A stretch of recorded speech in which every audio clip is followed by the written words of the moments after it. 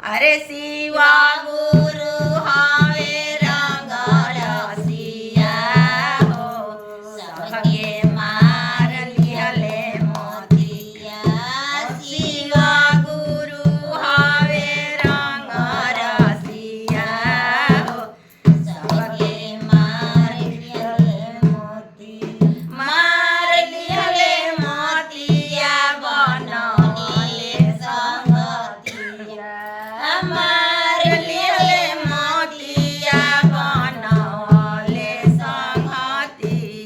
करह जतिया एके में मिलवले हो, हमार रंग रसिया। सब जतिया एके में मिलवले हो, हमार भोला रंग रसिया। ईटावा जे चुनी चुनी महल बनवनी। ईटावा जे चुनी चुनी महल बनवनी। अरे महल के मालकिन रा बेटावा हो, सबके मार लिहले मोतिया।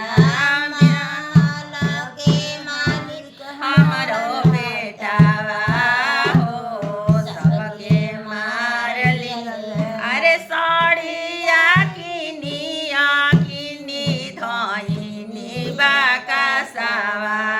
साड़िया किनी धइनी बाकसवा। अरे बाकस के मालिक पतोहिया हो, गुरु मार लिहले मोतिया।